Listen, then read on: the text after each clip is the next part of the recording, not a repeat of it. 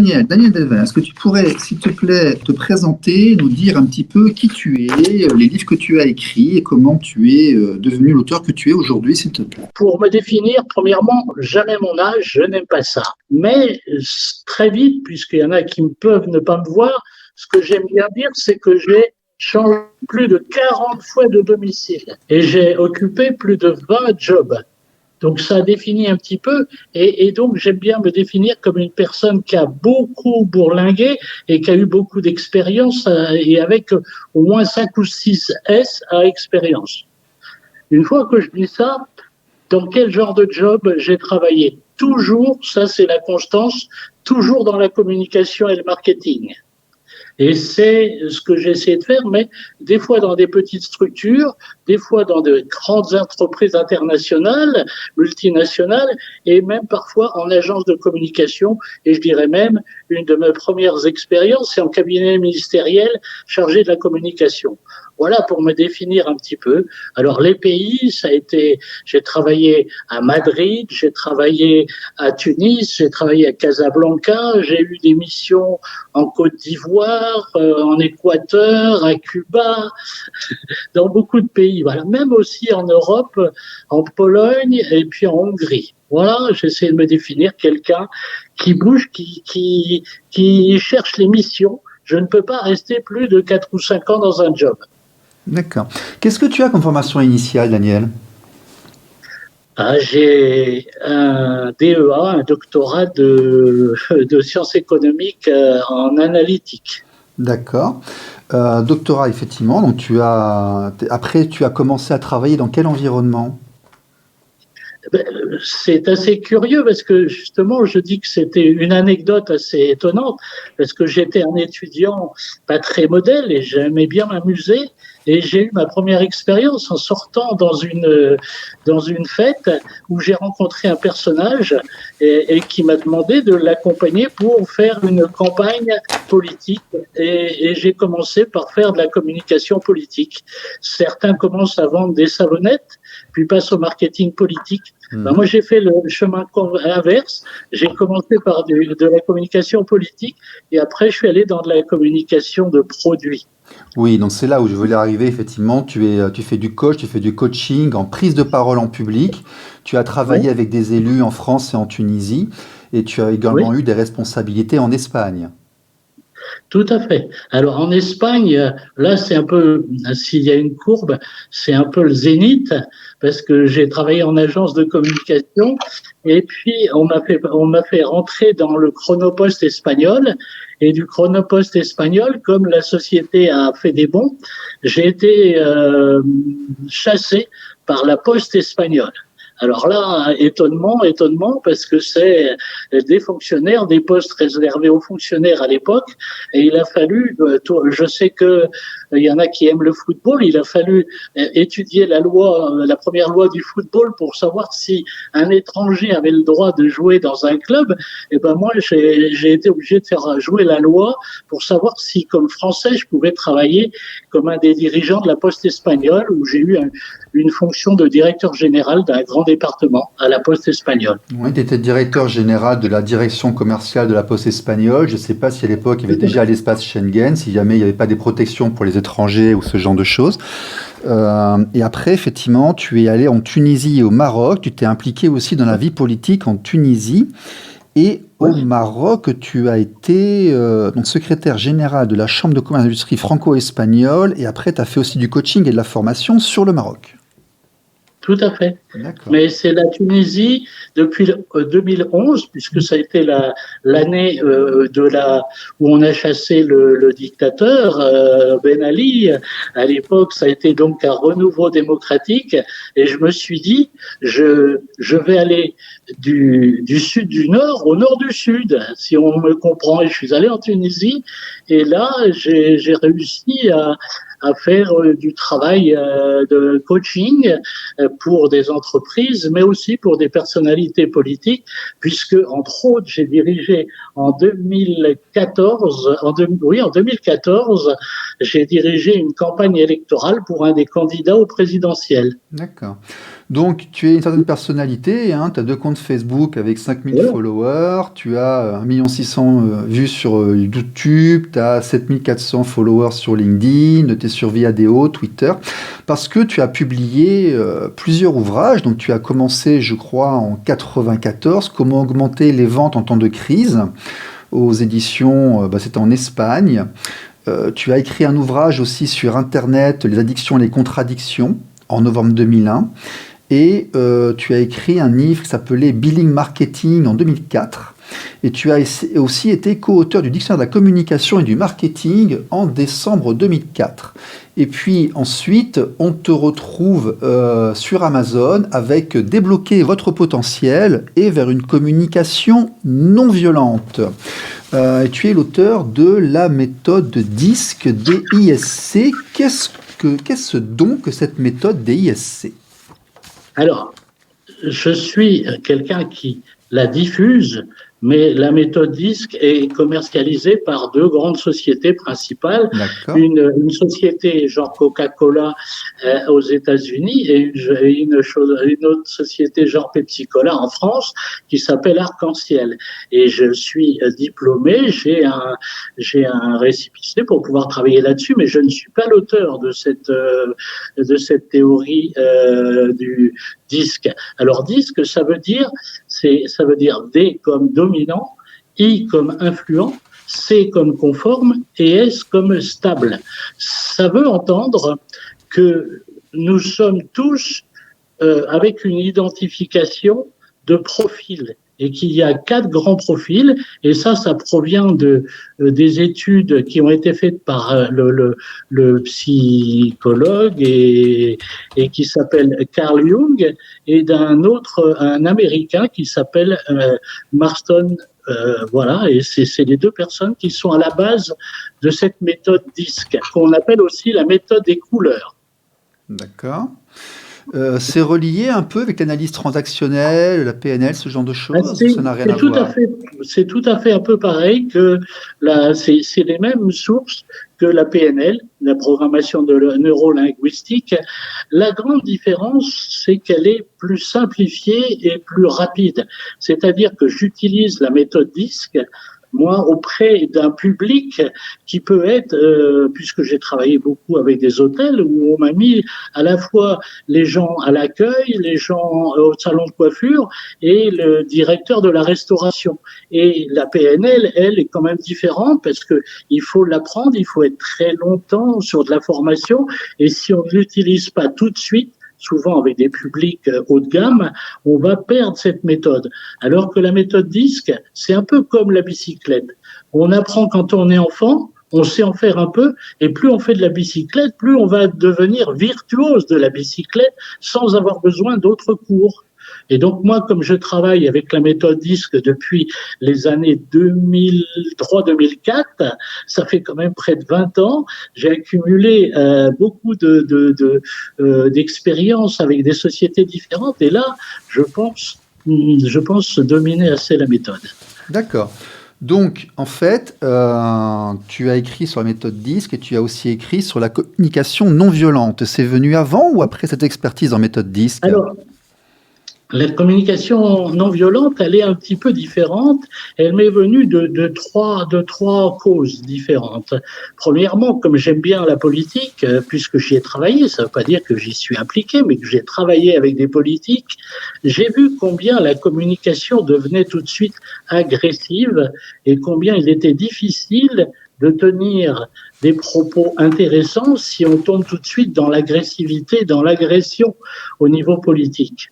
Deuxième chose, j'ai travaillé dans beaucoup de pays et dans certains pays du Maghreb, comme le Maroc, la Tunisie, l'Algérie, et aussi beaucoup de pays d'Amérique latine, et j'ai vu combien les cultures sont différentes, sans parler des religions. Et donc, je me suis rendu compte que la communication, très souvent, ne passait pas. Par exemple, en ce moment, travailler avec le Maghreb qui est en plein Ramadan, c'est beaucoup plus compliqué. C'est compliqué de les comprendre sur le plan culturel, d'accord? Et donc, j'ai vu que souvent, il y avait des affrontements entre des pays différents, enfin, entre des résidents de pays différents, par des incompréhensions et qu'il fallait trouver des solutions. Et dernier domaine là qui m'a lancé, ce sont les fameux réseaux sociaux, parce que je les aime bien, puisqu'on m'a dit que par exemple sur YouTube, je suis à plus d'1,6 million vues, mais je me rends compte aussi, surtout sur Facebook et partout, que dès qu'on lance une conversation, eh bien souvent, il n'y a pas d'échange. Il n'y a pas de partage, mais il y a de l'agressivité et il y a des gens qui en viennent à des menaces, quoi. On peut trouver des choses très compliquées. Donc j'ai cherché une solution et je l'ai trouvée dans la communication non violente, puisqu'elle a pour source le travail qu'a fait Gandhi au niveau de son travail sur la paix, sur la non-violence. Voilà d'où vient la communication non violente. D'accord, très bien. Et donc, ces deux ouvrages qui sont auto-édités ou qui sont... Alors, débloquer votre potentiel, comprendre les styles comportementaux pour une meilleure réussite personnelle et professionnelle, avec Pierre-Antoine, dont vous étiez deux, effectivement, à faire cet ouvrage. C'est de l'auto-édition ou vous avez trouvé un éditeur ? On a édité directement avec Kindle d'Amazon. D'accord. Et là, on a travaillé sur ce texte.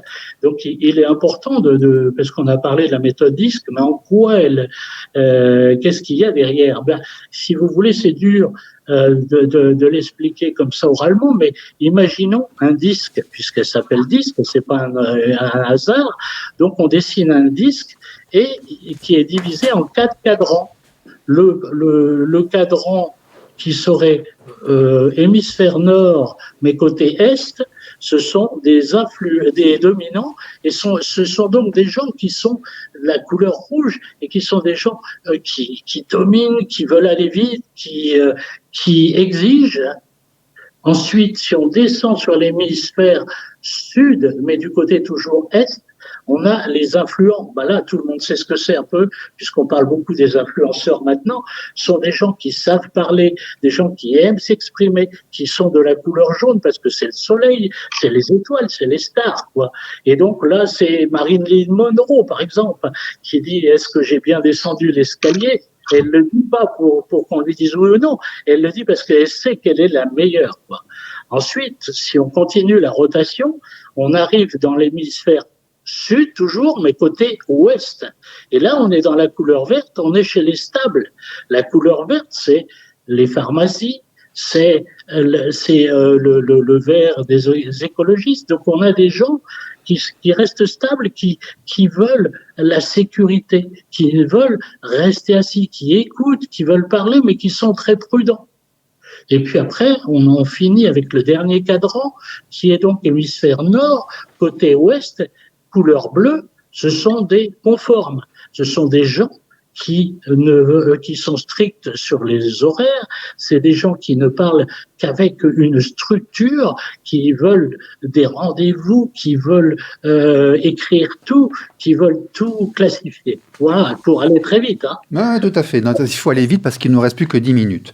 Là, ce qui est intéressant dans ces choses-là, c'est la gestion des situations conflictuelles. Ta méthode, en fait, on peut l'appliquer à l'environnement familial pour éviter les disputes de couple, pour éviter justement l'emballement des conflits familiaux. La gestion de crise, la gestion des adolescents. Qu'est-ce que tu peux donner comme conseil aux gens, d'ailleurs? Qu'est-ce que cette méthode peut leur apporter en environnement conflictuel? Bien, je vais le dire tout simplement. Je vais prendre un exemple qui touche beaucoup les gens qui sont sur Facebook, sur ce site. Par exemple, vous êtes en situation de séparation et vous avez des enfants et vous allez aller voir le juge des affaires familiales. Comment on peut appliquer ces deux méthodes, la fusion des deux méthodes? La première chose, c'est qu'il y a un avant et il y a un pendant la réunion. Avant la réunion, on est capable de faire un schéma. Normalement, puisque vous vous séparez de quelqu'un, la personne avec qui vous étiez, si vous êtes un homme, c'est une femme, ou etc., ou qu'importe, vous connaissez qui elle est, cette personne. Et vous devez être capable d'établir, d'identifier son profil. Et avant la réunion, vous pouvez bâtir le schéma de l'échange qu'il y aura avec le juge des affaires familiales. Et il faut construire une stratégie. Et cette stratégie, vous pouvez expliquer à votre avocat qui est ce compagnon ou cette compagne que vous allez quitter. Donc, vous êtes capable de bâtir la stratégie de la communication que vous ferez devant le juge des affaires familiales. À l'inverse, ou en complément, je dirais plus, votre avocat, il est capable peut-être de vous expliquer, parce qu'il connaît les juges, il connaît les huissiers, il est peut-être capable de vous expliquer comment il faudra agir avec le juge des affaires familiales.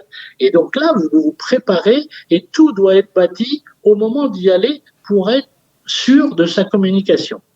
Vous rentrez chez le juge des affaires familiales, là il y a tout le monde, il y a les deux avocats, il y a les deux parties qui s'affrontent et vous avez le juge des affaires familiales. Il faut déjà, la première chose c'est de dire comment je fais mon entrée.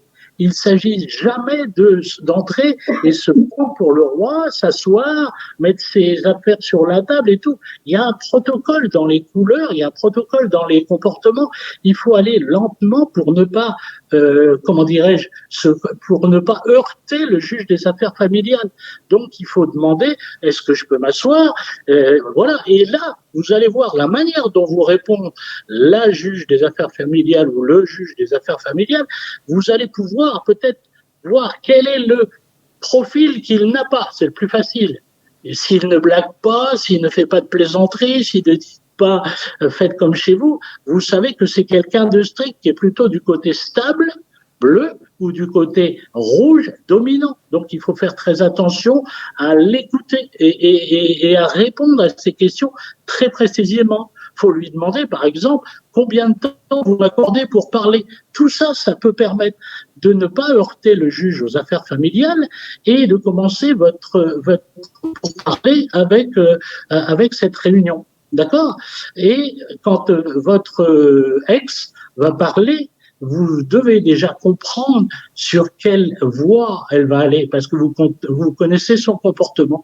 Donc, vous devez avoir préparé, ou vous devez pouvoir improviser une réponse qui ne va pas la mettre en colère, parce que c'est pas bon de voir des colères se mettre en place, et qui ne va pas heurter non plus le juge des affaires familiales, qui pourrait dire vous êtes trop agressive avec votre ex, ou vous êtes trop dolent, trop mou avec votre ex.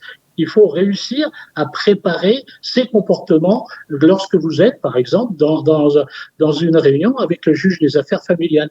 J'ai été bref, mais est-ce que je me fais comprendre? J'espère. Oui, tout à fait. Donc ça, c'est pour l'environnement JAF et autres. Et comment on fait lorsqu'on est confronté pour éviter les disputes de couple, pour gérer les adolescents, dans des situations de crise, en fait, de gestion de crise? Comment la méthode peut nous aider à appréhender et à calmer ces périodes de crise? J'ai été interviewé dans une autre radio il y a un peu de temps pour Noël, où justement on m'avait posé la question que j'ai eu un certain temps pour m'exprimer, c'était comment éviter que dans un repas de Noël, on n'en vienne pas à des pugilats si jamais on a eu l'idée de rassembler des ex pour faire plaisir aux enfants. Souvent, c'est ça. On va se voir le soir de Noël, allez, on enlève, on oublie tout, et on va essayer de faire belle figure vis-à-vis des enfants. Et passer le troisième apéritif, les choses dégénèrent, surtout si on parle de politique. Oui, bon, voilà. L'alcool, un petit peu d'alcool. Et puis, il y a toujours, on le sait, je commence à connaître votre groupe, il y a des gens qui ont fait cette réunion, qui l'ont voulu pour pouvoir provoquer l'autre, et pour pouvoir aller dans une réunion qui va dégénérer à la violence, pour pouvoir montrer à l'enfant qui est là que la violence elle est de l'autre côté, quoi. Donc il faut réussir à, premièrement, je dirais, ne pas accepter ce genre de réunion. Je te laisse à tes analyses, mais vas-y, continue. Oui. Oui, je dis je te laisse à tes analyses. Là, je ne pense pas que notre groupe, si tu veux, qui n'est pas un groupe, qui est actuellement une opération politique qui s'adresse à l'intégralité de la population, je ne pense pas qu'on organise des réunions pour montrer que. Mais bon, vas-y, justement, que fait-on pour éviter que ça dégénère lorsque la situation s'emballe? C'est d'éviter des réunions dont on est sûr qu'ils vont aller au conflit. Déjà, c'est une première chose. Deuxièmement, oui, c'est la première chose. Il y en a beaucoup. La deuxième chose, c'est l'empathie, c'est l'écoute. C'est dans la communication non violente, on dit que la violence arrive pour des besoins qui n'ont pas été qui n'ont pas été comblés, qui n'ont pas été assumés. Donc, il faut essayer, dans la méthode de non-violente, dans la communication non-violente, de deviner quel est le besoin non satisfait de la personne avec qui on parle. Donc, il faut l'écouter. Donc, la première chose, c'est l'empathie. La deuxième chose, c'est écouter plus que parler.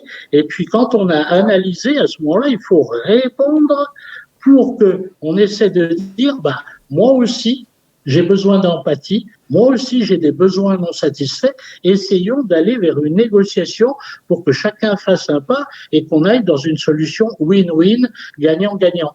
Alors, c'est pas toujours facile, mais c'est déjà le fait d'être de vouloir faire de la communication non violente, ça prédispose à ne pas tomber dans la violence. Oui, tout à fait, tu as raison, c'est ce qu'on dit aussi en permanence quelque part, hein. Pour éviter qu'un problème se présente, il faut déjà faire en sorte d'éviter qu'il puisse se présenter. C'est déjà le point de départ, c'est pour ça qu'on fait les passages de bras parfois à des endroits devant les commissariats, qu'on essaie de pas justement d'éviter de rester dans la voiture, enfin, il y a tout un protocole lorsque les situations sont vraiment très complexes, très compliquées. Et ce qu'on oublie aussi que tu viens de dire, c'est que très souvent l'agressivité ou le manque de communication, la communication qui devient violente, c'est parce qu'au départ, il y a une souffrance et une frustration qui s'expriment de manière, justement, en passant les tabous habituels. Donc il faut essayer de comprendre quelle est la souffrance et la position de l'interlocuteur, faire en sorte d'éviter que la situation dégénère, et effectivement, l'empathie se met... Et donc ta méthode, là, de couleur, permet d'analyser et de comprendre peut-être mieux l'origine des insatisfactions ou des frustrations de l'interlocuteur. Tout à fait. Là, on passe de la communication non violente, la forme de parler. Je pense qu'elle se complète, effectivement. Oui. Des comportements. Bien sûr, là, ça se complète forcément. Si quelqu'un est rouge, dominant, il faut éviter de vouloir être plus rouge que lui. Si quelqu'un est jaune, il faut savoir l'écouter puisqu'il est influent, il croit qu'il sait tout, il croit qu'il est le plus beau. Donc ne lui dites pas que vous avez plus beau. C'est un petit peu le dessin animé qu'y a-t-il dans mon miroir qui est plus joli que moi. Ça, faut jamais le dire à un jaune, quoi. Le jaune est le plus joli. Donc ne lui dites jamais qu'il y a plus joli que lui. Le vert, il a envie tout le temps de faire des compromis, il a envie de mettre tout le monde d'accord avec lui. Mais pour ça, il lui faut du temps. Donc, dans une famille ou quelque part, ne dites pas « j'ai besoin d'une décision, donne-moi la décision tout de suite ». Il faut laisser du temps à certains avant qu'ils puissent donner une réponse. N'exigez jamais quelque chose de rapide à quelqu'un qui est stable, alors que vous pouvez le demander à quelqu'un qui est dominant. Et puis au bleu, comme lui, il lui faut des détails, des horaires. Ne lui posez pas, par exemple, dans un bureau, ne rentrez pas dans un bureau pour lui dire « je veux le taux de croissance » ou dans une famille, fais-moi un gâteau. Ben non, celui qui est bleu, il dit « je cherche la recette » et il va vouloir exiger la recette, il va demander, il va être très scrupuleux dans la méthode de faire. Donc, avec un bleu, il faut lui donner le temps de réfléchir, de structurer sa pensée, de répondre en faisant premièrement, deuxièmement, en faisant des gestes, mon premier, mon deuxième. Donc, à chacun, il faut appliquer une manière, une forme de mieux communiquer. Tout à fait. On constate d'ailleurs, quand on communique mieux, qu'on va obtenir de l'autre plus que ce qu'il aurait donné naturellement. Donc, au lieu d'être dans un déficit de communication, si on lui parle en fonction de son caractère, en fonction de son profil, on arrivera à recevoir plus d'informations qu'on en aurait reçues normalement. D'accord. Je suppose que ce n'est pas figé. Par exemple, moi je regarde, je sais que j'ai certaines couleurs qui reviennent, mais je me rends compte que je peux très bien passer de l'une à l'autre. Une personnalité... dans sa construction, n'est pas que rouge, que jaune, que verte, que bleue. Je suppose que nous avons plusieurs tendances et qu'on peut passer de l'une à l'autre suivant les circonstances. Voilà, c'est exactement ça. C'est-à-dire qu'on n'a pas une couleur. On a une couleur dominante ou on en a deux, mais on a toutes les couleurs ensemble. On est un mix de tout ça. Et chaque personne, sur ce disque, on arrive, d'après un questionnaire, d'après un test, on arrive à le placer très exactement dans ce disque. et sa place, et on va savoir quel pourcentage il a de rouge, quel pourcentage il a de chaud, de jaune, de bleu, de vert, et on sait exactement, et on va savoir, et il faut arriver à connaître un petit peu ce mix de couleurs pour pouvoir lui parler très exactement, pour pouvoir faire ça. Et alors, en plus, on a un autre détail, c'est que dans cette méthode, on a deux profils.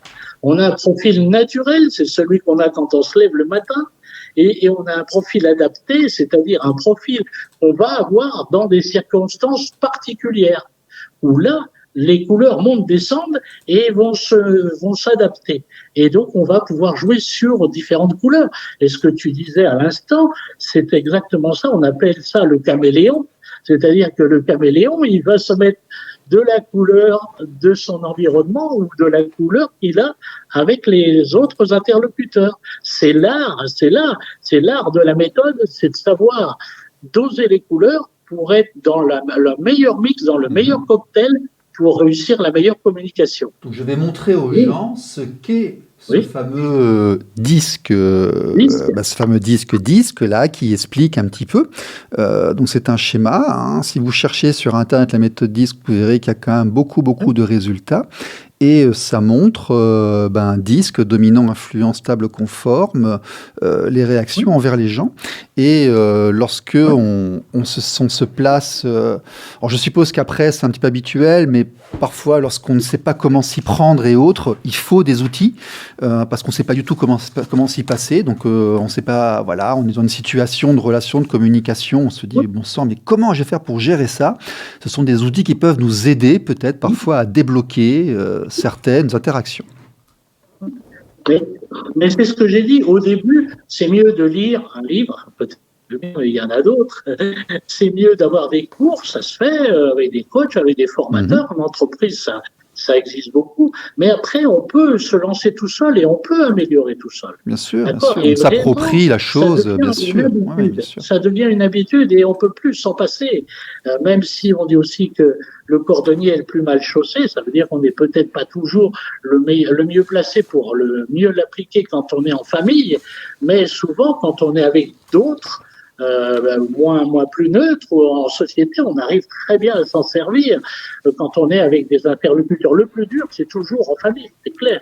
La communication la plus dure, c'est toujours avec les gens qui sont les plus proches, parce qu'on a toujours peur de l'échec. Donc tu vois, là, j'en profite parce que, on n'est plus en direct sur l'antenne, parce que voilà, mais ça me donne aussi l'avantage de pouvoir creuser un peu plus et de de poser plus de questions, tu vois, donc on saisit l'opportunité quelque part, hein, chaque malheur est bon. Donc, tu es notamment, toi, le papa de 2 adolescents qui sont dans un âge assez critique. Est-ce que ce travail de communication que tu as fait en méthode professionnelle, que tu as établi avec des communicants, donc des gens qui sont censés s'adresser à des masses de population, de grandes responsabilités, est-ce que ça t'a aidé, toi, dans ta gestion de tes enfants, des adolescents? Voilà. J'ai toujours commencé par le côté négatif. C'est que je me suis rendu compte quand j'agissais pas comme il fallait agir. Parce que oui, c'est la première des choses. C'est quand on se trompe, on s'en rend compte au moins. C'est déjà un progrès. Parce qu'il y a des gens qui se trompent dans leur communication et qui insistent et qui vont rester dans le même style de communication tout le temps avec la même personne. Et donc, on dit bien errare humanum est, diabolicum est, se tromper c'est humain, mais persévérer dans l'erreur, ça coûte très cher. Donc déjà, cette méthode, ça permet de montrer qu'on se trompe et d'arrêter pour pouvoir changer. Ça, c'est déjà la première chose. Alors ensuite, oui, bien entendu, parce que c'est assez amusant, mes 2 adolescents, ils ont 17 ans maintenant, ce sont des jumeaux. Faux jumeaux, parce que c'est un garçon et une fille. Eh bien, chacun a un comportement différent, mais très différent. Et je l'ai vu depuis le plus jeune âge, parce que quand mes enfants faisaient des dessins, mon le garçon, Hugo, lui, il dessinait, mettons, un poisson, et il dessinait écaille par écaille. Il est un bleu, il est un conforme. Et ma fille, elle faisait des dessins à la Chagall, c'est-à-dire des personnages avec des couleurs qui volent dans le ciel et tout. Elle est jaune. Donc, ils sont les deux couleurs opposées. Et ce sont des gens, ils ont eu la même éducation, le même père, la même mère, la même école, la même maison. Et ils sont très différents. Et ils Donc, s'entendent il faut bien. agir très différemment. Et ils s'entendent bien. Pardon ? Et ils s'entendent Et bien. c'est souvent les affrontements, oui, bien sûr. Parce qu'il y en a un qui est toujours pour l'ordre et l'autre qui est la reine du désordre. Enfin, si elle entend ça, elle va pas être contente. Mais qui ne fait pas de l'ordre, du rangement, sa priorité. Alors, et donc, c'est très, très différent. Et maintenant qu'ils sont adolescents, j'en ai un qui, logiquement, puisqu'il est plutôt bleu, se dirige plutôt vers l'informatique, la mathématique, et l'autre qui est depuis très jeune, qui avait un compte YouTube où elle se faisait des vidéos où elle avait 2000, 3000, 5000 vues qu'elle montait elle-même avec du doublage et tout. Donc, elle avait un côté artistique du jaune, alors que mon fils a un côté bleu de l'informatique. D'accord. Alors, je vois arriver les premières questions sur Internet, notamment de Stéphane, là. Que faire si on empêche une personne de s'exprimer ? C'est-à-dire, en fait, on est dans un endroit où on est très, très dominé par un rouge très, très fort, là, et puis on est complètement écrasé, on n'arrive pas à s'exprimer. Comment on peut faire pour arriver à s'en sortir, à exister quand même ? Alors, la première réflexion, avant de répondre complètement à cette question, c'est de dire dans quelles circonstances, dans quel lieu et dans quel moment on doit essayer d'avoir une communication. D'accord. Parce que justement, selon les comportements, le bleu, il vaut mieux aller le voir dans son bureau ou dans sa chambre et lui dire « Je te vois à 17h et je viens te voir et j'ai quelque chose à te dire ». Il faudrait même lui dire quel est le motif. Donc, tout est calculé pour une conversation avec un bleu. L'heure, le lieu et le thème. Le jaune, il vaut mieux lui dire on sort, on va dans un café, on va au restaurant et on va parler d'une manière totalement ouverte. Et si on va au restaurant, il faut arriver avec lui pour montrer que tout va bien. Le rouge, il faut lui dire n'importe quoi. On lui pose des questions, on lui dit et tu me réponds tout de suite. Hein. Je vais pas tergiverser. Le vert, je l'ai dit, il va falloir le voir aussi plutôt dans sa chambre, dans son bureau, et lui dire je te vais poser telle question et tu me répondras demain pour lui laisser du temps. Voilà. Alors après la question, si on revient à la question elle-même, il y a des périodes, il y a des lieux, mais il y a aussi le type de question. La manière de poser les questions.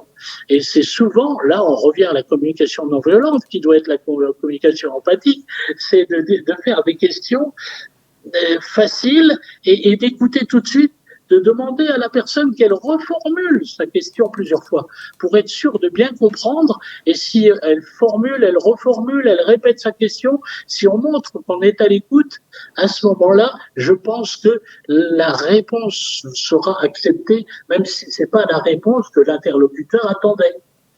Le tout, c'est un problème de comportement, d'être ouvert, d'être à l'écoute, de parler et de ne jamais aller sur l'agression. Ça ne veut pas dire qu'il faut être faible. On peut être fort et non agressif. Sarah, la vidéo n'a pas commencé sur Facebook. Je suis en train de m'en rendre compte parce que maintenant je peux prendre le temps d'aller regarder. On est sur YouTube, mais on n'est pas sur Facebook. Mais heureusement, je suis en train de l'enregistrer, donc on pourra la retravailler après. Oui. Mais voilà, quoi, c'est le... Ok. D'accord. Est-ce qu'il y a d'autres questions sur YouTube ? Je regarde. Oui. Ok. Comment on fait pour réussir à maîtriser ses propres pulsions lorsque parfois elles ont tendance à nous dépasser ?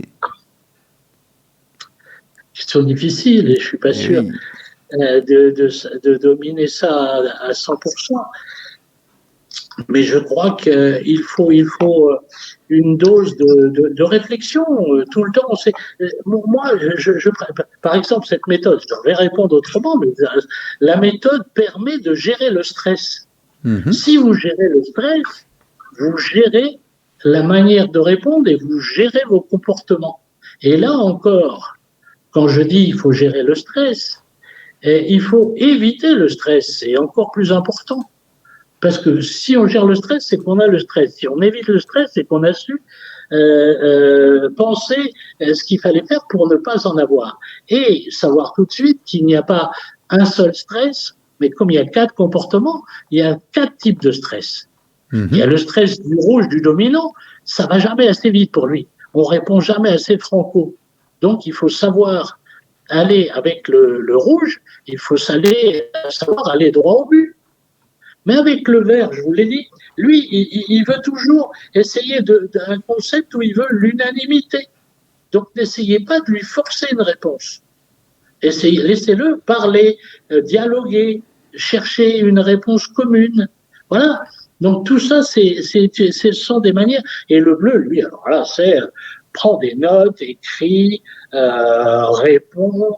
C'est le type même de personne qui ne répondra que s'il est sûr de ses données. Donc il faut lui laisser la possibilité d'accéder à ses dossiers, d'accéder à ses connaissances. Le jaune, lui, il n'a pas de problème. Il est toujours à l'aise. C'est un influenceur. Une question me vient d'ailleurs là quand je t'écoute et que je regarde tout ça. Est-ce que ces 4 couleurs sont également proportionnées dans la population? Non, non point. Non point. Et puis ça dépend des pays. D'accord. D'accord. Il y a un côté culturel aussi. Je vois dans les pays du Maghreb où je suis, j'ai beaucoup plus souvent des gens qui sont de la couleur verte, non pas que c'est un rapport avec le vert puisque c'est une couleur de l'islam, mais parce que on a quand même une culture où on est beaucoup plus par la politique plus que par la religion, où il y a eu des moments très difficiles de régime très dur, on est habitué à obéir. Alors qu'en France, et ça serait le même cas pour l'Allemagne, si on veut pas aller seulement dans les pays du Maghreb. L'Allemagne aussi a une tendance à la coloration verte, parce qu'ils sont habitués à des normes. On ne traverse au feu rouge qu'au feu vert et jamais au feu rouge.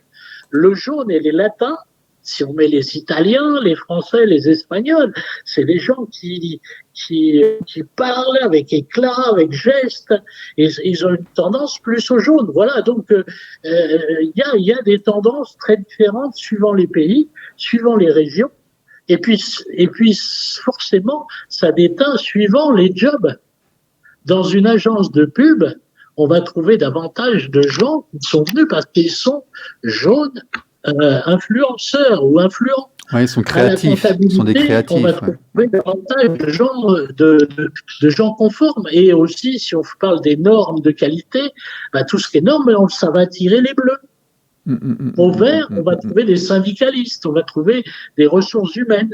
Et au rouge, on avait tendance jusqu'à présent, mais ça, il faut que ça change, à trouver des chefs. Parce que je veux et j'exige. Mais justement, maintenant, c'est là où la méthode fait des apports intéressants pour le présent, c'est que un chef ou toute personne doit savoir être rouge à un moment, être jaune à un autre moment, être vert ou être bleu. Question, par exemple, pour un chef. Il y a une grève. Comment on peut arrêter la grève? Est-ce qu'il faut être rouge et dire au job demain, sinon je vous mets dehors? Non, mais déjà, le mot chef n'est pas approprié, tu vois, il n'est pas bon. Le mot chef, si tu veux, c'est pour les caporales. C'est dans l'armée, c'est le petit caporal. Quand tu montes un petit peu, tu n'es pas un chef, tu es un manager, tu es un leader. C'est très différent. Et un leader, si tu veux, il est capable de comprendre ses troupes et de les amener aux meilleurs résultats. Il ne peut pas se complaire dans l'autoritarisme. Donc effectivement, tu as raison, on passe d'une couleur à l'autre, on est obligé, oui. Oui, et là, c'est très intéressant ce que tu dis, parce que justement, on retrouve ça, moi qui suis allé travailler plus de 12 ans en Espagne, et j'avais un chef, un leader, et on n'appelle jamais monsieur, on l'appelle par son prénom. D'accord. Et c'était Juan Carlos, et on le tutoie. D'accord. D'accord. Et moi, comme j'étais français, on me disait Don Daniel. Et oui, parce que j'avais pour les Espagnols, alors que je suis pas bleu, mais j'avais une tendance à être plus cartésien que les Espagnols, donc plus bleu que les Espagnols, alors que je suis un côté rouge. Donc on m'appelait Don Daniel Delver. Bah oui. Et au bout d'un moment, j'ai cassé ça, j'ai dit arrêtez, je suis pas Don Daniel, je suis Daniel. Donc, on a vraiment des comportements en entreprise, mais des comportements dans les familles aussi. Oui, mais ça, c'est super intéressant parce que voyager, en fait, ça ouvre l'esprit dans sa façon de communiquer. Tu nous parles de l'Espagne, mais moi, je suis allé en Irlande. En Irlande, c'est à 1 heure d'avion à peine. Et déjà, les codes, les codifications, les façons de travailler sont extrêmement différentes. Si tu veux, la façon de travailler anglo-saxonne va être extrêmement différente de travailler de la façon française. Et le fait d'être confronté justement à la différence d'autrui va nous aider ensuite à communiquer mieux avec autrui. Tout à fait. Tout à fait. Et je suis désolé de prendre peut-être à chaque fois des exemples plutôt professionnels, mais parce que j'ai fait plutôt du professionnel, mais c'est parce que ça s'applique mieux, mais on peut les voir. Si on fait un déjeuner d'affaires, en France, tout de suite, pendant on mange, mais on parle pour signer un contrat. En Espagne, vous vous asseyez, souvent à 14-15 heures, vous commencez le repas, sauf si on est catalan, et pendant tout le repas, on va blaguer, mais les grosses blagues, un peu tirées par les cheveux, et puis on va prendre un digestif, on va fumer un cigare, et après, il est 16h, 16h30, on se met au travail, et là, on va travailler comme un fou jusqu'à 20h. En France, le repas, faut qu'il soit terminé au plus tard à 15h. Donc, et on va en parler pendant le repas. Là, c'est l'influence du climat, là, effectivement. Oui, tout à fait. Ouais. Et c'est très différent. Et même les comportements, dans les comportements, là, je reviens à une famille. Quand on est un groupe, on vient en groupe, et que c'est le moment de payer. Comment on fait? C'est là qu'on différent. Il y en a un qui va dire on divise par le nombre. Non, moi je paye ce que j'ai pris. L'autre qui dit je vous mets 50 € et puis vous vous débrouillez pour le reste. Donc on voit bien que dans un repas d'amis, personne ne fait pareil au moment de payer la facture. Ça dépend des circonstances. Ça prouve la différence de comportement. Suivant que je suis bien ou pas, ça dépend des circonstances aussi. Moi, je vais changer d'attitude suivant que je suis dans une bonne période ou pas, je me comporterai différemment. Donc c'est vrai que... oui, tout à fait. Et la manière... Mais on voit tout dans le comportement. Déjà, quand on arrive en groupe, il y en a qui cherchent à s'asseoir à côté de l'autre, il y en a qui arrivent derniers, il y en a qui n'arrivent pas à l'heure. Il peut y avoir un désordre où il y en a certains, et eux, ils vont dire, attention, on se met à table à telle heure, vous venez, vous n'êtes pas... Il y a vraiment, on sent que dans la manière de vivre habituelle, dans la vie de famille, dans la vie entre amis, dans la vie avec nos voisins, on a des gens qui ont des comportements totalement différents. Bien sûr. Je vais prendre un autre exemple. Ça vous est pas arrivé si vous avez un jardin d'entendre la tondeuse à gazon à 8h02 s'allumer? C'est interdit, c'est pas bien, surtout le dimanche. Ou alors à 9h02, j'en sais rien. Oui, non, mais c'est pas avant 10h. Il attend l'heure légale. C'est M. Jacques Chirac qui a instauré la loi, je crois, d'ailleurs. Mais bon. Donc, si l'heure où c'est permis de mettre du bruit, c'est 8h, et bien à 8h02, il a sa tondeuse. À 10h, il n'y a plus de bruit dans la maison. Tandis que chez un jaune, il va dire, ça m'arrive une fois par mois, le voisin, d'ailleurs, on va l'inviter à venir. Donc, vous avez des comportements très différents. Mais on vit avec ça. Par exemple, la police. Je vais prendre un autre exemple. Vous êtes dans votre voiture, on vous arrête, police, radar. Oui. Déjà, le temps, il a sa voiture un peu plus loin, vous le regardez venir, et déjà, la manière dont il marche, s'il met ses lunettes de soleil, s'il frime un peu, on peut deviner le comportement, on peut deviner son profil. Et si on a le plus souvent dans un profil bleu un gendarme ou un policier, il va vous dire « Donnez-moi le permis de conduire, la carte grise, l'assurance et le contrôle technique. » Pour essayer d'avoir un PV moins cher, il faut lui répéter, reformuler, mais en gardant le même ordre, en disant Voilà mon permis de conduire, comme vous me l'avez demandé, puis ma carte grise, puis mon assurance, puis mon contrôle technique. Ne jouez pas, vous lui donnez tout. Non, non. Il faut lui donner strictement la même chose qu'il a demandé et il faut répéter strictement ce qu'il a demandé.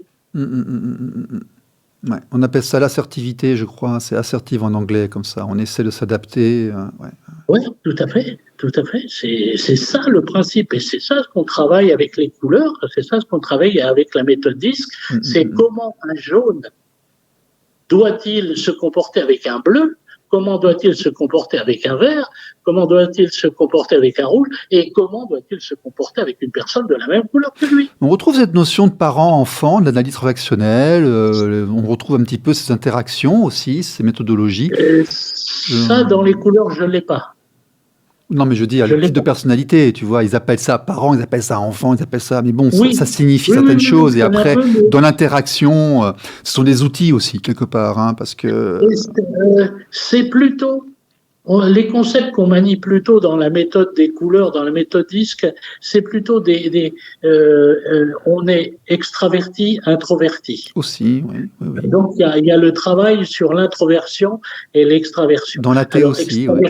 Extraverti, c'est le rouge et le jaune. D'accord. Donc, les rouges et les influents. Les introvertis, ce sont les bleus, les conformes, et les verts. Voilà. Ça, c'est donc l'Est contre l'Ouest. D'accord ? Et puis, vous avez le Nord contre le Sud. Le Nord, ce sont des gens qui sont dans la rigueur, qui sont dans les chiffres, dans la rationalité. Et le Sud, ce sont des gens qui sont dans l'émotion, dans l'émotionnel, je dirais. Je vais prendre un exemple pour vous dire ce que je dis. Si vous demandez, mais là encore exemple dans une société, mais vous pouvez le comprendre au niveau de la famille, si vous êtes un dirigeant et vous voyez quelqu'un et vous lui dites, bon, les résultats sont pas bons, je veux pour la semaine prochaine 2 personnes dans ton équipe que tu vas mettre dehors. Bon. Ça peut arriver, d'accord ? D'accord. Le rouge et le bleu vont faire un curriculum vitae, vont faire un bilan de travail et vont dire il avait des objectifs de 120, il a eu 100, c'est pas si mauvais, il est tout le temps sur le terrain. Ils vont chercher des motifs pour garder ou pour mettre dehors en fonction de résultats concrets analytiques. Le vert et le jaune, ils vont dire enfin, c'est quoi ça, mettre les gens dehors là ? Mon équipe, ils ont plus de 30 ans dans la maison. Ils ont une famille, ils ont des enfants. Comment veux-tu que je m'en sépare ? Je prends quoi ? Celui qui a 30 ans de maison ou celui qui a 4 enfants ? Donc, il va, vous voyez la différence. Donc, il y en a qui raisonnent sur des faits émotionnels, sur des sentiments. Et il y en a d'autres qui raisonnent sur le rationnel. Voilà, l'idéal, c'est un mixte. L'idéal, c'est un mixte, quelque part. Oui, bah bien sûr.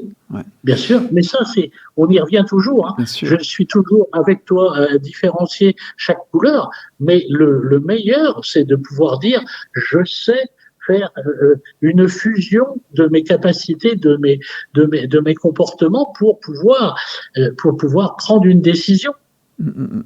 Alors, on va conclure maintenant cet entretien.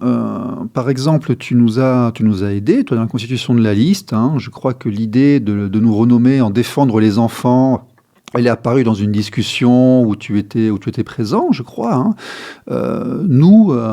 Comment on pourrait... quelles sont les stratégies qu'on pourrait utiliser pour toucher un maximum la population ? Comment est-ce qu'il faut qu'on mette notre discours pour s'adresser à un maximum de Français ? Disons, de la méthode des comportements pour éviter les agressions, pour éviter les violences, pour éviter... je pense que la première des choses, c'est que il faut arriver, c'est très difficile, à dominer sa propre expérience, ses propres malheurs.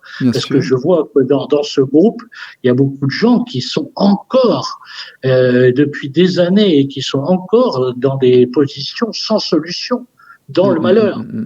Ces gens qui sont dans ce groupe, il faut qu'ils arrivent C'est difficile. Oui, mais justement, nous sommes leurs Malheureux. représentants, si tu veux. Ce ne sont pas eux qui vont aller militer. Les militants, Oui, les communicants ne sont pas ceux qui sont encore embringués voilà.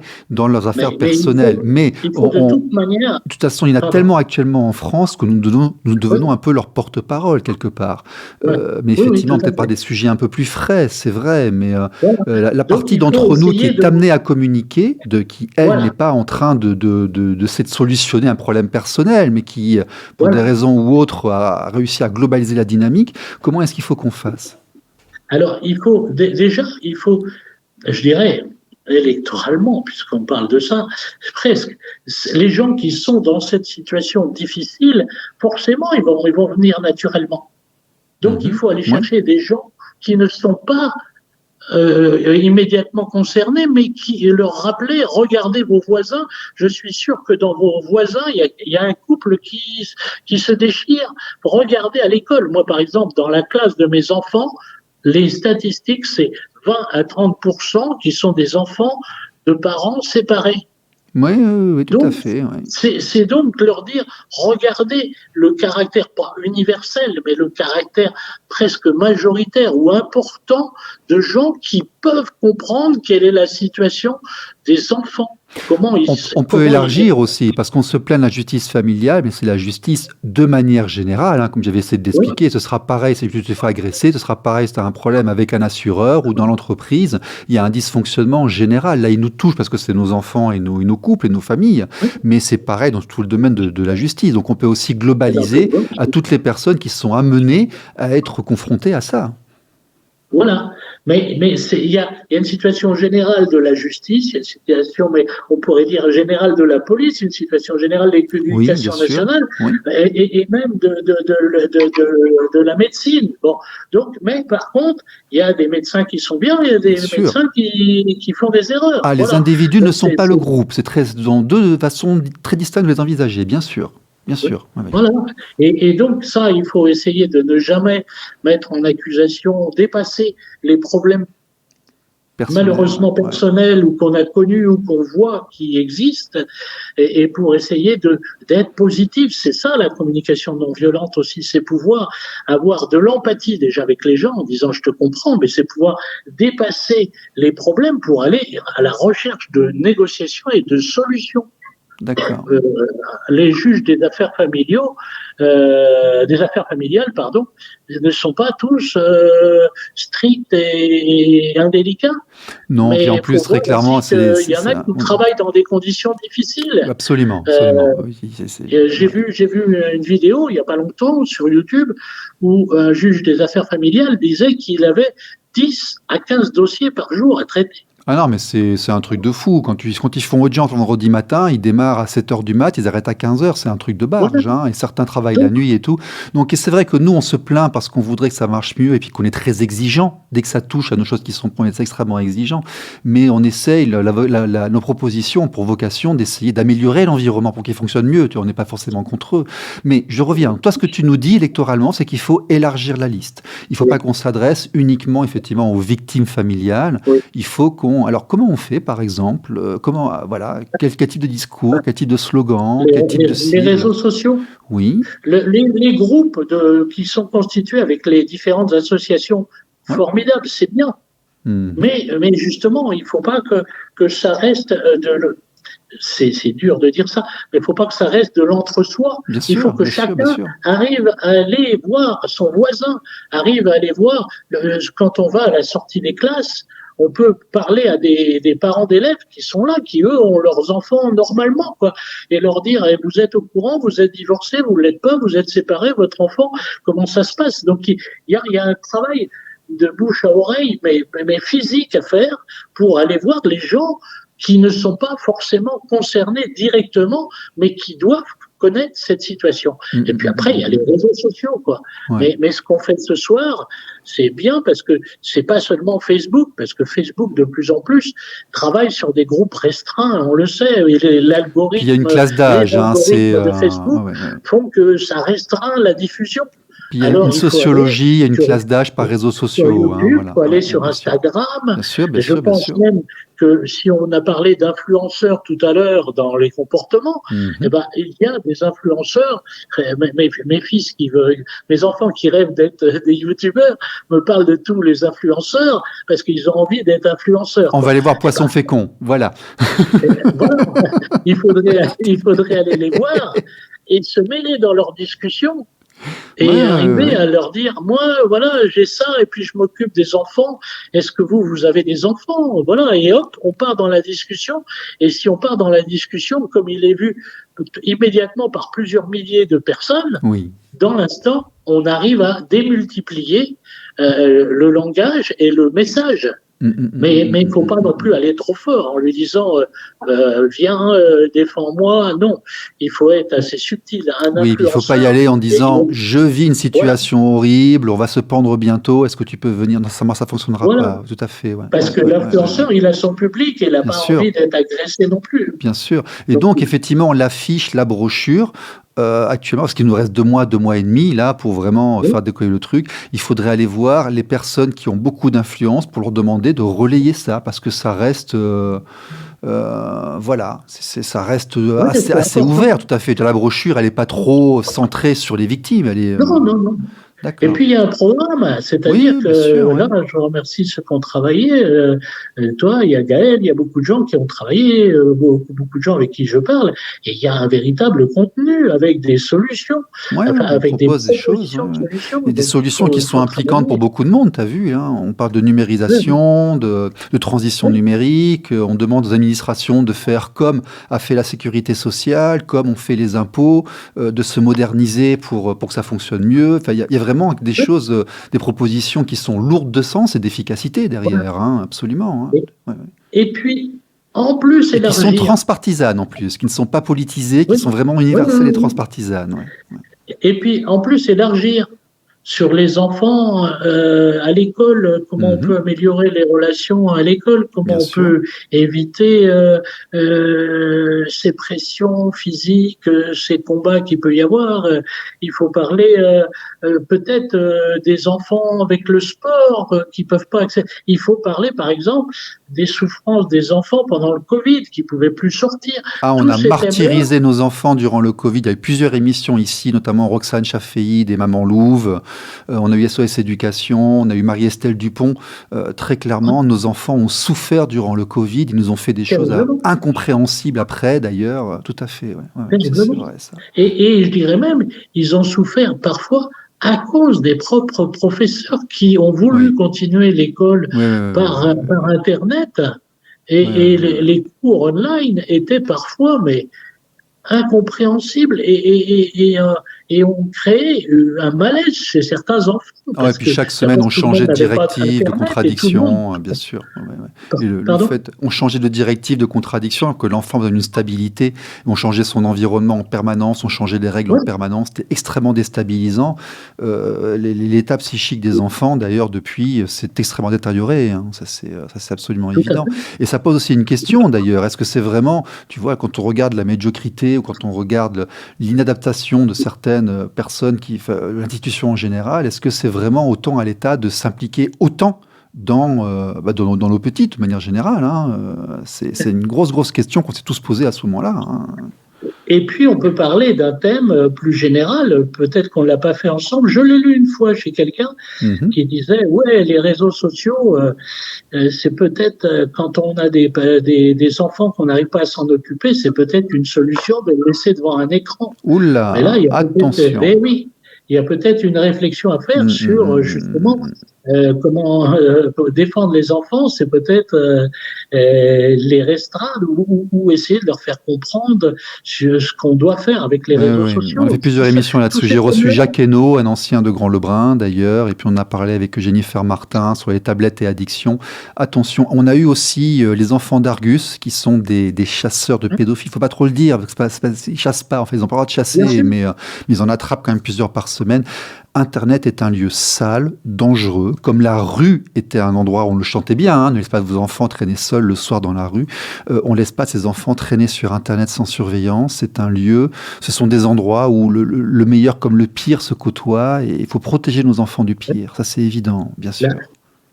Et si on veut aller dans un domaine particulier des réseaux sociaux et des enfants, la sexualité peut être très altérée, très attaquée à cause des réseaux sociaux et des vidéos, des sites pornographiques qui sont malheureusement trop accessibles Oui, et aux puis enfants. c'est le rôle des parents de protéger les enfants des agressions, et ça en fait partie, tout à fait.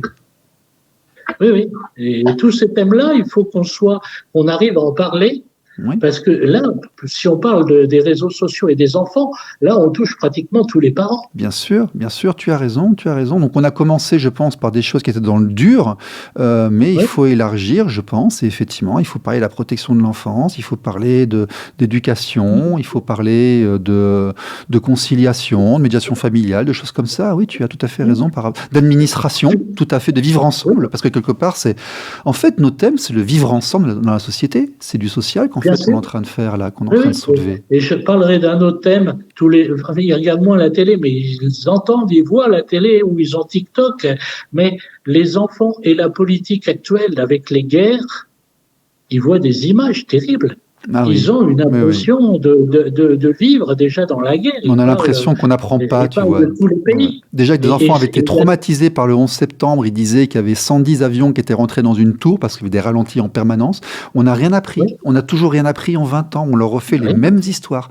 Mais c'est peut-être aussi aux parents de ne pas mettre les informations devant le 20h. Le 20h, je suis désolé, s'il est interdit au moins de 16 ans. À une époque, il était classifié. C'est à l'époque où on avait encore les catégories d'âge de conseils pour les émissions avant que ça disparaisse plus ou moins. Les informations du 20h, c'est pour les plus de 16 ans, c'est pas pour les moins, c'est pas pour les 8-9. Hein. Sauf que ça, c'est l'idéal, mais comme on est dans une époque où les gens regardent plutôt les chaînes en continu, les styles BFM et CNews, les enfants, quel que soit le moment où ils rentrent dans le salon, ils voient des images de guerre, des images de violence, ils entendent parler d'agression, de combats d'école, de groupes contre école et tout. Et donc, il faut savoir protéger ces enfants des images et pas seulement des réseaux sociaux. Ouais, t'as raison, on va faire une émission là-dessus, comment protéger ces enfants des agressions de la société de manière générale, parce que ça regroupe un petit peu tout, ça regroupe Internet, la télévision, les discussions. Ce sont des choses que nos anciens nous expliquaient. Moi, je me souviens, nos grands-parents nous parlaient de ça. Voilà, et puis peut-être qu'on peut effectivement faire ce thème-là au niveau faire d'éducatif, des méthodes éducatives, ça peut être intéressant, bien sûr. Ouais. Et ça, c'est défendre les enfants, je veux dire, en même temps, et on touchera plus de personnes. Et plus on touche de personnes sur peut-être des thèmes plus généraux, moins dramatiques, et après, on pourra les centrer pour leur dire, oui, mais c'est pas seulement les réseaux sociaux, c'est pas seulement les problèmes d'agression de groupe, il y a aussi les problèmes de garde d'enfants quand il y a des parents qui sont dans des situations difficiles. Bien sûr. Donc il faut savoir partir du particulier pour élargir, mais au bout d'un moment, il faut savoir prendre les thèmes les plus globaux et pour pouvoir les focaliser sur les malheurs des gens. Bien sûr, mais Gaël disait que grandir est difficile. Moi, je rajouterais que éduquer un enfant est difficile. Et confier l'éducation des enfants à une personne seule en famille monoparentale, par exemple, est quelque chose qui est extrêmement difficile. Et on sait que la télévision est un très mauvais conseiller. On sait que, moi j'avais parlé avec Joël Monzi, qui était un neuropsychiatre, qui est extrêmement connu en Amérique du Nord, au Canada. Ils expliquaient que mettre les enfants devant la télévision le matin avant d'aller à l'école, eh bien, ils n'avaient plus de ressources après parce que tout était... La télévision est un aspirateur, en fait, d'attention et de concentration. Et l'enfant, il a quoi? Il a 1 heure, 1 heure et demie de top attention par jour. Si on le met devant la télévision le matin, il arrive à l'école à 9 heures, il est déjà à moitié flingué, quoi. Donc, il y a plein de trucs à expliquer aux gens. Je pense qu'on pourrait aller aussi sur ces thèmes-là. Comment, oui, je pense qu'il faut élargir la focale. Il faut élargir absolument. Oui. Et on touchera davantage de gens. Et en plus de ça, je pense que plus on élargit la focale pour montrer qu'on s'occupe de l'enfant vraiment en général, moins on pourra nous faire le reproche de vouloir ne parler que des cas dramatiques en accusant les autres, quoi. On va acquérir encore plus de crédibilité dans nos actions si on est capable comment dirais-je, de grandir la situation avec les enfants. Bien sûr, de la rendre plus universelle et moins focalisée. On part effectivement d'un constat, on part effectivement d'une réaction. Donc il y a un environnement qui provoque une réaction, c'est l'ADN de la démarche. Mais la démarche doit se rendre plus universelle, plus grande et plus... Tout que nous, on a un avantage, si tu veux. On s'adresse à toutes les composantes politiques, à toutes les influences spirituelles ou religieuses et tous les niveaux sociaux. Donc on est vraiment multisectoriel. Et donc il faut qu'on rassemble un maximum et donc on se mette sur le vivre ensemble et vraiment le bien-être de nos enfants. Voilà, je pense. Ouais. Oui, tout à fait. C'est très intéressant. Et en plus de ça, c'est quelque chose auquel on est confronté. Oui, mais tout le monde, indirectement. Si tu n'en as pas, ta sœur en a, tu l'as été toi-même à une époque, donc oui, bien sûr. Bien sûr. Quand on est son enfant en garde alternée, qu'on l'ait tout le temps ou qu'on ne l'ait pas du tout, ou pas assez, quand on a l'enfant avec soi, il faut savoir qu'est-ce qui va se passer. On l'a jamais assez, l'enfant. On ne l'a jamais assez avec soi. Mais bon. Ça, c'est le grand truc. Mais c'est la plus belle chose. C'est la plus belle chose. Quand il y a des ados, quand ils sont ados. Mais ça fait partie du truc. Ça fait partie du truc. Et ça, je te l'avais dit. Et c'est nous, on l'apprend aussi. Réussir à être présent près de tes ados. Là, tu vois, Paul, quand ils font leur adolescence, c'est un ancrage permanent pour ta vie. Et ça vaut le coup de le faire. C'est vraiment important de le faire. Et beaucoup de femmes te diront que c'est une chance et une merveille de voir grandir ses enfants.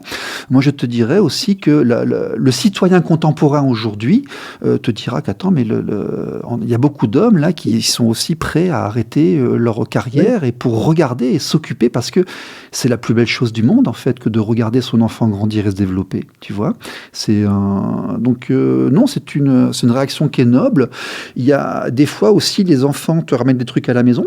Hein, on est plusieurs ici sur le groupe où des fois, l'enfant nous a ramené des choses là, et puis il faut qu'on les gère. Ça fait partie du truc. Moi, j'ai pas forcément été super simple avec mes parents non plus. Donc voilà, c'est le. Mais en étant en Asie, tu as 4 générations sous un toit, si tu veux. Tu as les parents qui changent des couches des enfants, et puis les parents, ils vont pas à l'hospice, et les parents, ils ont 80-90 ans, et puis après, tu vois, c'est les enfants ensemble qui décident qui s'occupera pour accompagner les parents lorsque c'est la fin. Et puis, c'est la vie, ça a toujours été comme ça. C'est juste que nous, en Occident, on déshumanise un petit peu, et on attend peut-être beaucoup de l'État, de l'institution, qu'elle s'occupe de ces choses à notre place, alors qu'en fait, si on revient aux fondamentaux, ça fait partie de la vie. Oui, et je dirais là encore, les thèmes culturels, et on en a parlé ensemble, sont très importants parce que moi, en ce moment, si j'arrive encore à bien travailler avec les pays du Maghreb et les pays africains, c'est parce que l'âge, pour eux, est une valeur sûre. Alors qu'en France, quand on dépasse les 50-55 ans, on essaie de vous mettre à la retraite, quoi. Donc, ça a une implication, l'âge, mais l'âge aussi. Moi, je vais aller au Maghreb plus tard. Hein. Je vais repartir au Maghreb, en Afrique ou en Asie, hein, parce que plus je vieillis et plus ça m'arrange d'avoir de l'honorabilité, hein, forcément. Tu vois, j'ai des points d'expérience qui sont respectés, bon, ça m'arrange avec le temps. Hein. Faut pas le dire, mais c'est pourquoi je vais travailler en Tunisie. Bien sûr. Bon, alors, on va prendre quelques questions d'Internet. Alors, Luc nous cite l'association qui sont... Alors, il y en a beaucoup qui sont avec nous, il faut mettre la page à jour. Je m'excuse auprès de tout le monde, j'ai pas encore pu tout faire ce que je vous devais faire et tout, mais il y a droit du parent et de l'enfant, il y a parents sans droit, il y a équité parentale, il y a égalité parentale, il y a racines d'enfants, il y a nous voulons voir nos petits-enfants, il y a j'aime mes 2 parents, il y a papa maman séparés 49, il y en a beaucoup qui sont avec nous. Stéphane nous redemande, est-ce que c'est une addiction de l'humain d'être dans le stress inconsciemment? Je sais pas. Par contre, être mis sous stress est une façon effectivement de te contrôler qui est assez bien connue. Tiens, toi qui a fait du coaching en communication et autres, le stress, l'anxiété, c'est parfois utilisé dans la gestion de groupe? Alors, dans le travail, énormément. J'ai eu pas mal, comme j'ai bougé beaucoup de sociétés, il y a beaucoup de chefs d'entreprise ou de managers qui disent je dois mettre le stress pour avoir des résultats. S'il n'y a pas de stress, il n'y aura pas de résultats. Ouais. Et moi, on m'a appris, il faut jamais les lâcher. Si tu les lâches, tu les perds. C'est un truc qu'on m'a appris quand j'étais jeune manager, ça. Ouais. Je suis pas forcément d'accord avec cette vision-là. C'est des choses qu'on a entendues lorsqu'on s'est formé à ça, bien sûr. Mais je sais que ça existe et très fréquemment. Et dans une famille aussi, il arrive souvent qu'un couple dure parce qu'il y a toujours un certain stress. Est-ce que je vais la perdre? Est-ce que je fais une faute, etc. Donc, s'il y a une analyse constante de la relation, de la faiblesse possible d'une relation, c'est le stress. Et peut-être que le stress va permettre de trouver des solutions pour pouvoir garder le couple au mieux. Mais ça, c'est certains qui pensent comme ça. On n'est pas obligé de penser qu'il faut forcément donner du stress à son alter ego pour pouvoir sauver une situation. Je ne crois pas. Il y a les sentiments, il y a l'émotion, il y a d'autres thèmes, mais le stress fait partie des outils pour améliorer une situation. Ah, donc on peut en trouver un bon intérêt, un intérêt positif. Oui. Moi, je crois, franchement. Mais même soi. Parce que le stress. Ah oui, bien sûr.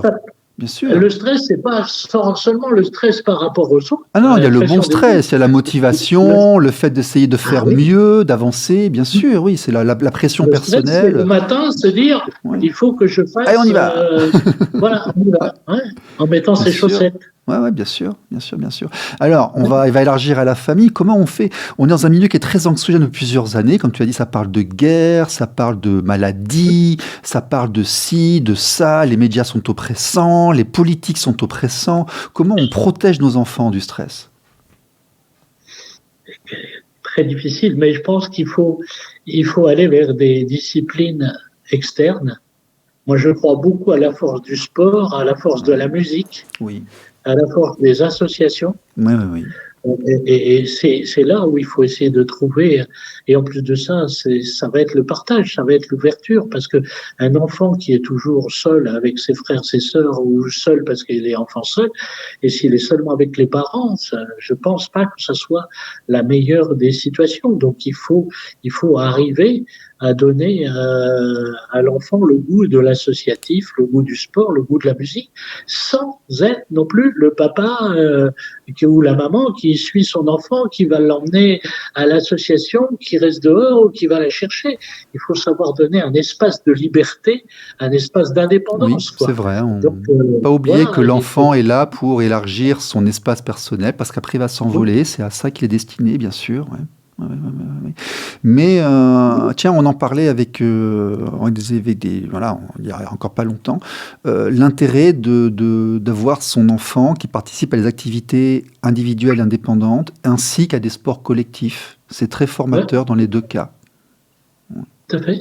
Okay. Mais ça a été un des gros problèmes du temps du Covid, où les enfants ne pouvaient pas sortir beaucoup et ils ont été souvent privés des foyers, des associations, du sport, de la musique. À un moment de leur développement où c'est crucial, d'ailleurs, pour certains. Et voilà. Et ça a été un des gros problèmes et qui, à mon avis, continue d'exister parce que les effets du Covid sur le plan psychologique et sur le plan sociétal, de vie en société, existent toujours. Ils sont toujours présents. Et je pense même qu'on aura du mal à revenir. On n'y reviendra pas. Notre président a dit le temps d'avant est fini, mais c'est vrai. Il y a eu une perte d'innocence qui s'est faite il y a 4 ans, très clairement. C'est vrai. Oui. Sarah, est-ce qu'il y a des gens backstage qui veulent rentrer pour discuter avec nous? Non, il n'y a pas de ça. Bon. Je regarde s'il y a encore des connexions Internet. De toute façon, moi là, j'ai un enregistrement. Je suis à 1h15 d'enregistrement. C'est un bon podcast déjà, tu vois, ça va être pas mal. Comme quoi, tu sais, mais ça m'arrive régulièrement. Il faut pas croire, hein, j'ai des invités ici qui arrivent des fois en retard. La dernière qui est arrivée en retard. J'ai dû lancer l'émission la semaine d'avant. Mais en fait, elle était tellement extraordinaire que je lui ai fait 1h30 d'enregistrement dans le studio, chose que je n'aurais pas pu faire si elle était arrivée à l'heure. tu vois. Donc il y a la frustration de départ qui dit non, il va manger mon émission, mais en fait après tu as vu, on a plus de temps et puis on peut en retirer plus de contenu. Donc on s'en sort bien. Voilà. Luc nous dit. Je suis désolé quand même. Oui, mais c'est pas grave parce que regarde, t'as vu, finalement, on va avoir quelque chose où on se sera dit beaucoup plus de choses. On aura pu aborder beaucoup plus de points. Et puis, c'est pas grave, hein, le monde continue de tourner, c'est pas grave, quoi. Et Luc Jacob me dit, alors, il y a Mamie, Papy, Chagrin, Parents dynamiques qu'on n'a pas cité. Il y en a encore effectivement qu'on n'a pas cité. C'est pas Papacito, hein, c'est Papacité. C'est pas pareil. La médiation familiale, développer la confiance en soi, tout à fait. Mais ça, c'est l'exercice de la vie, si tu veux. L'exercice de la vie, c'est réussir à être autonome sans tes parents et te débrouiller sans eux. Et puis, prendre ton espace, faire ce que tu as à faire. Faire ce que tu as à faire, des fois, c'est pas facile, mais chacun a chacun a sa croix à porter et son chemin à suivre. Hein. Bon, Daniel, est-ce que tu as une conclusion par rapport à cette émission, à ce discours où on a découvert qui tu étais? Parce que tu es quand même un des soutiens, tu es un des candidats de la liste, tu es en position, tu fais partie du groupe qui manage la liste, tu fais partie des donneurs d'idées et des instigateurs donc de l'équipe de direction, en fait, hein, de défendre les enfants. Maintenant, on sait un peu mieux qui tu es, on sait que tu es un auteur, on sait que tu as une expérience, on voit un peu mieux ton profil, on a écouté tes thèmes, on voit que tu es effectivement porté aussi sur le bien commun et puis sur l'amélioration de ce qui peut être améliorable, hein, tu donnes beaucoup de ta personne dans ça.